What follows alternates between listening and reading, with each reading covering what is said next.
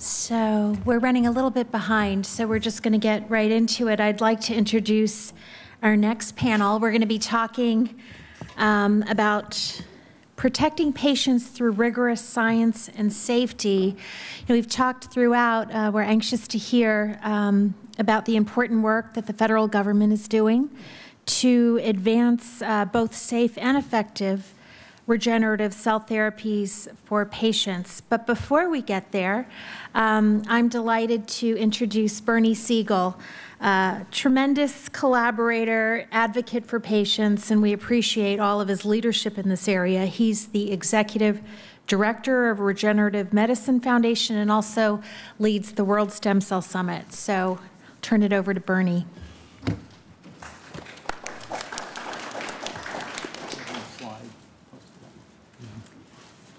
Okay. Hi, everyone.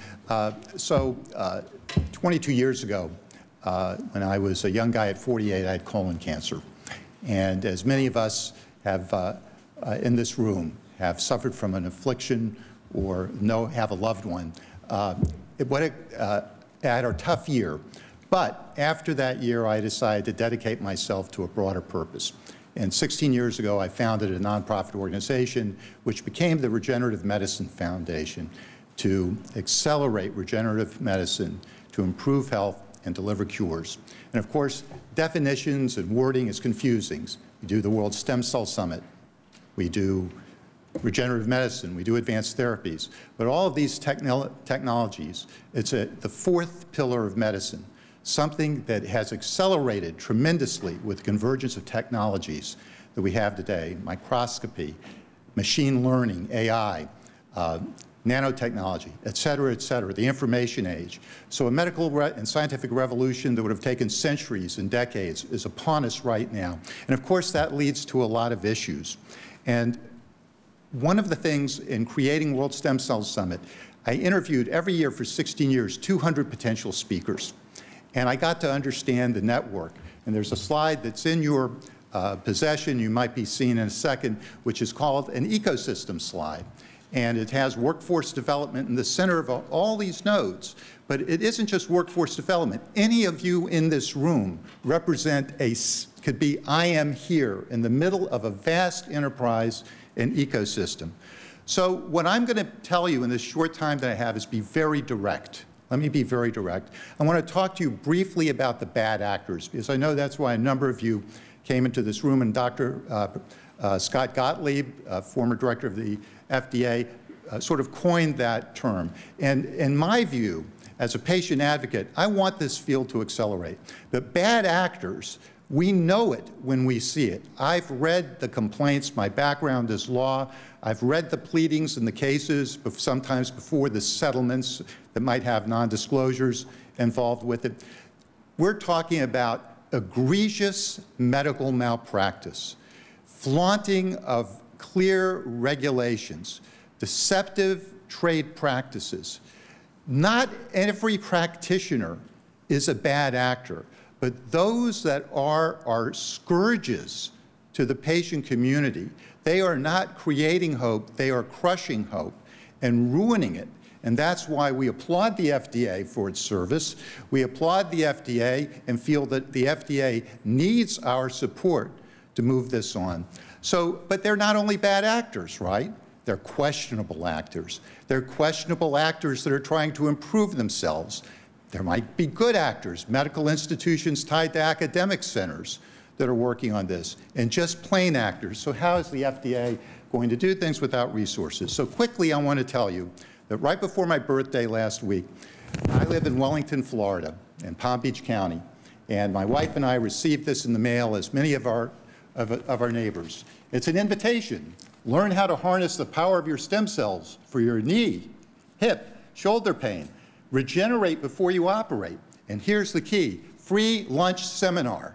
Well, you can imagine the restaurant was packed. I enjoyed my salmon. However, I learned that this medical professional that gave a wonderful lecture showed testimonials from some of his patients that all loved him. He was a nice young man. But he's getting bags of cells shipped from something that he called FDA-certified umbilical cord tissue. Was it contaminated? Did he have the skill sets or the training to administer these cells? Did he know whether he was going to be providing an infectious condition on any of this? Yet, this is sold as an elixir. And for $3,500, you too can have a chance to do that. And very quickly, but wait, there's more, as they say in the infomercial. We get the Palm Beach Post there, because some of us still read newspapers, and you get these wraparound ads. And I hope no one in the room is from this particular clinic, but I want to show you, it wraps around the Third Post, and it opens up, and you see what they call in the real estate community active adults, people over 55, and in the back page, they're jumping around. Look at this. This is what this clinic will do for you. Were these, did they follow the guidelines? Did they look at the guidelines? I submit to you, when you go to the seminar, you're going to be disappointed. And finally, we get an ad from in this case, an orthopedist, a well-regarded orthopedist, by the way, and I'm not impugning anyone's integrity, but in his ad, that he's providing services as well, he's telling us you need to think twice before you use placenta and umbilical cord cells, because there are no live cells. You see, he's doing something else. So what I'm telling you is there is an erosion of public trust, and this hinders the field enormously, because we're in a position now where we want to see clinical trials advance. Look at Dr. Kurtzberg. Her labs and her clinical trial is going along with philanthropy. What do we need? We need federal funding support for clinical trials that are going on in academic centers so we can advance this field. There's not enough philanthropy, and industry can't supply this. This is a brand new field of medicine. This is what we have to do. We have to develop projects like workforce development, and I want to make sure that you look in your book on page 12, because there's a wonderful discussion on workforce development. It's right in the middle of the ecosystem, because none of you know you're in an ecosystem until you pull this out. And for me to understand what the work I was doing, I had to create this infographic, and I'm not an infographic person generally. But the workforce development in NSF is a powerful movement. I want you to think about all the community colleges and almost every congressional district, right? And they have a biotechnology technical course and a certificate that they might be able to get and training. But this is the fourth pillar of medicine. And if you're going to have training for pipetting, for the skill sets needed for cell and tissue-based products, those courses are not being given yet. The curriculum has not been solidified. Every meeting that I go to around the world, and you ask a company, go to an exhibitor or a trade show or any company you deal with, how are you getting your trainees? Do they have the computational skills that they need? Do they have the technical skills? There is an enormous shortage, and there is a huge unmet need. And if the United States is going to be competitive with the rest of the world gets it, and they're pouring resources into this. We must move forward to advance this field. And finally, I want to mention, because we only have a short period of time, an outcomes database. This is very, very important. We hear about real-world evidence. With a registry, with an outcomes database, the shareable data can so advance the field. It is a priority for the field, and we believe a federal-funded outcomes database for regenerative cell therapies would be very, very strong to advance the field. Thank you.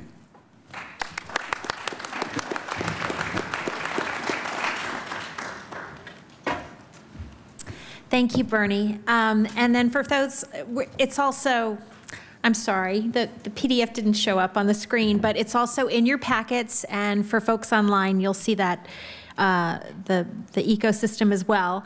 I'm really delighted to introduce our next speaker. Dr. Amy Patterson is the Chief Science Officer, Director of Scientific Research Programs, Policy and Strategic Initiatives in the Office of the Director at the National Heart, Lung, and Blood Institute at the National Institutes of Health. So welcome, Dr. Patterson. Good afternoon. Thank you for the honor of being here. Thank you for taking time out of your day to come here. It's my pleasure to share with you the NIH perspectives on the promise of regenerative medicine. think many in the room here are very familiar with NIH, and you know that our mission is to advance the health of all people through biomedical research. And in pursuing that mission, there are certain principles that we hold very dear: scientific rigor, reproducibility, integrity, and also the broad sharing of research data and materials. We wouldn't be here in this room together today if we all did not recognize and have hope about the promise of regenerative medicine. It's one of the most exciting fields in biomedical research today because it aims to not simply treat symptoms, but to actually replace or restore cells and tissues damaged by injury, disease, or aging. NIH is funding several promising avenues of this research, and there are exciting findings in the labs right now that are moving toward clinical application. I wanted to share with you one example from the field of cardiology, where scientists are deriving heart muscle cells from induced pluripotent stem cells. And you may have seen some of the spectacular images of this work. One is shown here. Hopefully some of you can see heart cells beating in unison in a petri dish. These cells are already proving to be exceptionally useful in vitro as lab-based screening tools to test drugs for their efficacy and also their potential cardiotoxic effects. But the hope is that we can use these cells in the clinic to treat hearts damaged by heart attacks or congestive heart failure. But things are not always as simple or straightforward as we would hope, and scientists working with these cells learned that these cell preparations actually can contain a multitude of cells with very distinct functions destined to carry out specific roles in different chambers of the heart. And so they set out to better characterize these cell preparations and to manufacture them more reproducibly.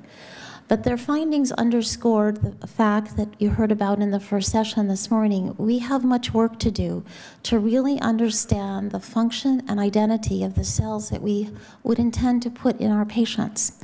And it's our obligation to rigorously test those cell products through preclinical work and clinical trials. And it's this in-depth cell characterization that really underpins this R&D pathway toward treatment. And in thinking about cell characterization, we can think about the full circle, the totality of what we could know about cells. That's shown here in the gray circle.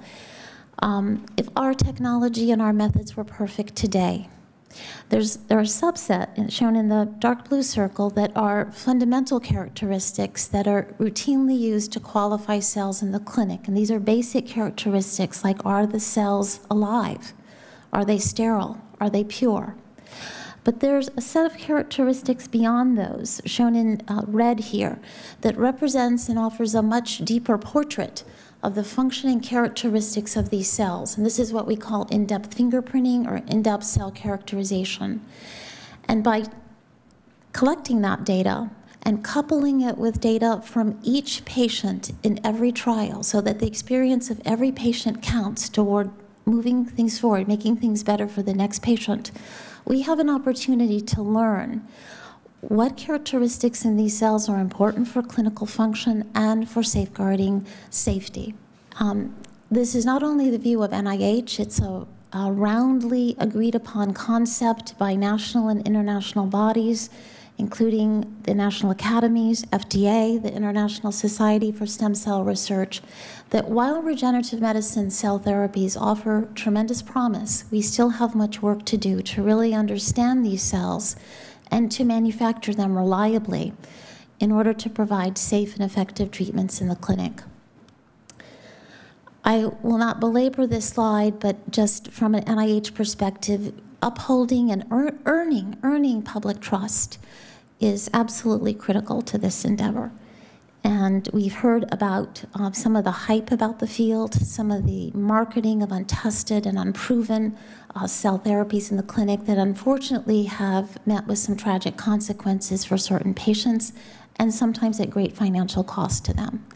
And upholding public trust in this field is going to take a lot more than avoiding hype. It's going to take rigorous science to produce safe and effective cures. I think many in this room are keenly aware that the 21st Century Cures Act had several regenerative medicine provisions that applied variously to NIH, NIST, and to FDA.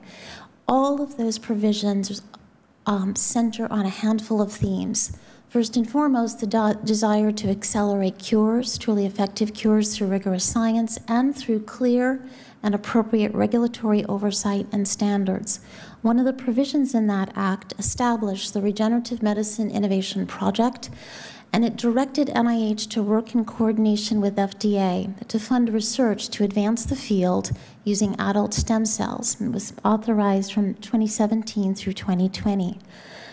And we've implemented that project by supporting robust preclinical, late-stage IND, IDE enabling, and clinical trials.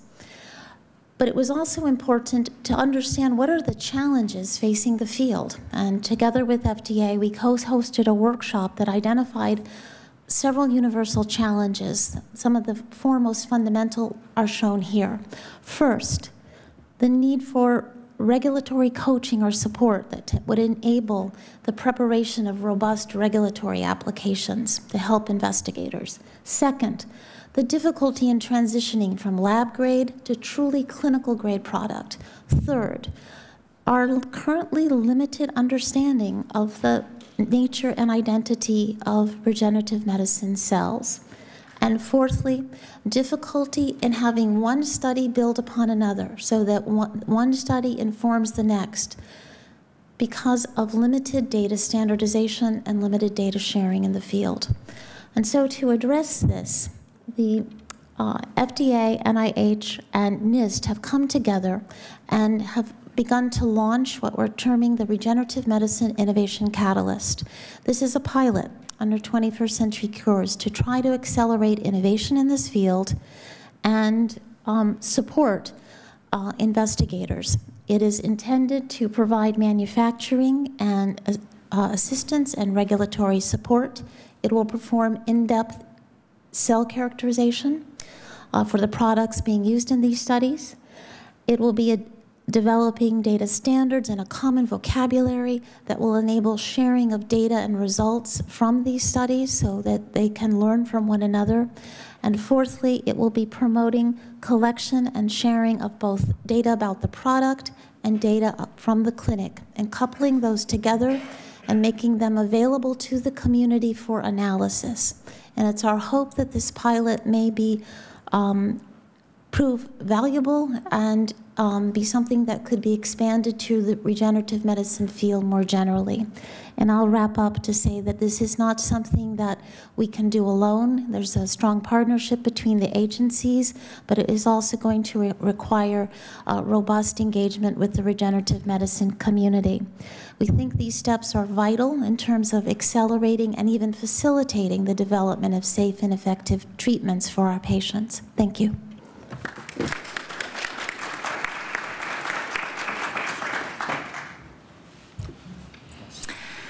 Our next and last speaker is Dr. Peter Marks, Director for CBER, the Center for Biologics Evaluation and Research at the Food and Drug Administration. And I know everyone is anxious to hear you based on all of the questions. But I wanted to say one thing before you take the podium. I just wanted to thank you for your leadership. I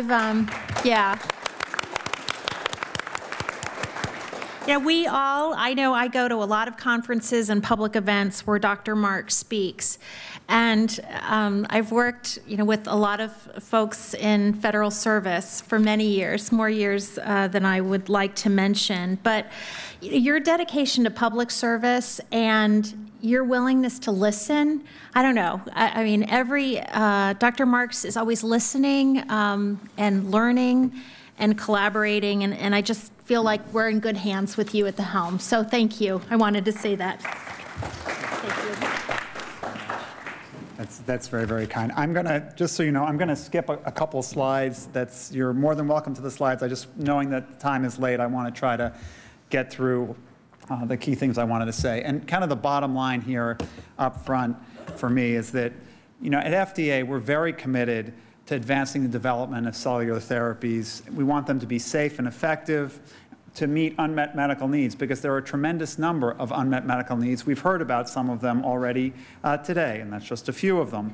And we're going to accomplish that, I think, by encouraging sponsor interactions with the agency, something that I think we've already heard of that's important, using all of the applicable development programs that authorities that Congress has given us, and also then by taking appropriate action to protect patients as we need to. Ultimately, I think, if we're realistic here, the way these therapies are actually going to become widely used and effective for things is if they essentially enter the mainstream. And the only way they're going to enter the mainstream if they're held to the same standards that other medical products are held to. That's what's going to have to happen here. The reason why, I think, one of the questions some may have is, how did we end up in this place where we have a bunch of clinics that are not actually within the regulations? Well, one of the ways that that happens is because we have two regulatory tiers that apply to cells and tissues. The idea of this in the first place was to try to have a regulatory system that actually was fit for purpose. There were some products like skin grafts, bone grafts, where safety and efficacy, provided one takes care of making sure infectious diseases are not transmitted, was assumed. If you take skin and put it on skin, seems like a reasonable thing, shouldn't be a problem. Bone grafts, same type of thing. And so there was a lower set of standard that was set for those products, so they didn't require pre-market authorization. However, things that actually required significant manufacture or were used for a different purpose in the recipient than in the donor, those required a higher level of regulation, such as needing a biologics license application or some other pre-market application.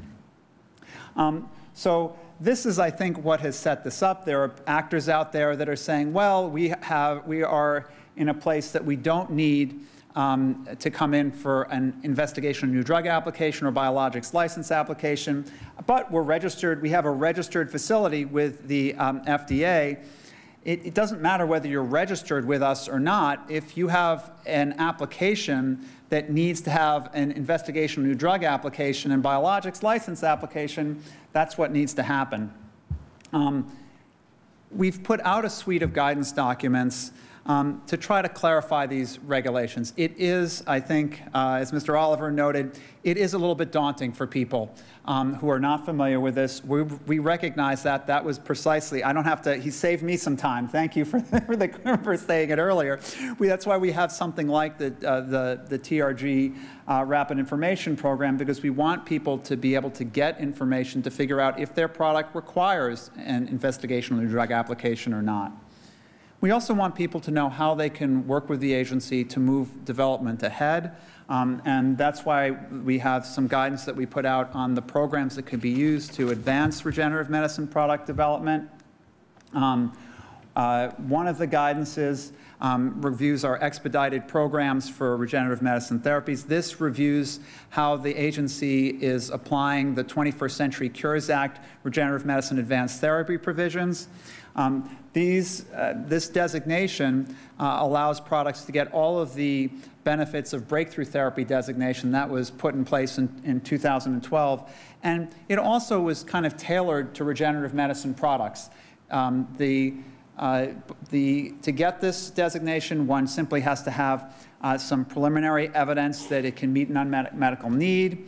The product can meet an unmet medical need. And one of the advantages of getting it, besides the breakthrough designation type benefits, is that if one gets an accelerated approval based on some endpoint that's reasonably likely to predict clinical benefit, one can get the full approval on the basis of submitting the confirmatory evidence that could be just a relook at the initial endpoint, could be data from real-world evidence. So it's a nice expanded, a little bit of an expansion on our traditional accelerated approval provisions. This has actually been something that people have taken advantage of in terms of coming in for asking for the designation. We've had 115 requests to date. We've granted 44 of these requests. This is roughly in line with the number of breakthrough therapy designation. It's kind of in the same order of magnitude. Some of these get denied because the data is not compelling. Some of them get denied because the process by which the product is being manufactured isn't clear to us. But we're excited about these. These are mostly cellular therapies. Some are cell-based gene therapies. And more than half of them are for orphan indications, rare diseases. We also have a program which is designed to try to help people come in and understand how they can most efficiently develop products. This is besides, first of all, you have to figure out whether you need to come into the agency or not. That's what the TRG Rapid Information Program is for. And then once you've determined that you have to come in, this is a program where before you even submit any kind of formal regulatory submission, you can have an informal regulatory interaction with the agency to talk about preclinical development, how you might go about manufacturing, or even how your clinical development program might go. And it doesn't require a very formal regulatory submission. It requires plain English for a page or two or three and some questions. And we're really encouraging people to use this. So just to summarize, we're very committed here to helping people move this area forward. I think it's a tremendously exciting area. It will only come to benefit people to the extent that we put rigor into the science that we develop these products with. So with that, I will stop, and that way we'll have a little time, I hope. Yes. Okay. So with that last word, on behalf of all of us, thank you. Thanks for joining us. Many, many thanks to our speakers. And you can get slides and a replay of the webcast online. Nice meeting you. Alliance for Cell Therapy Now.org.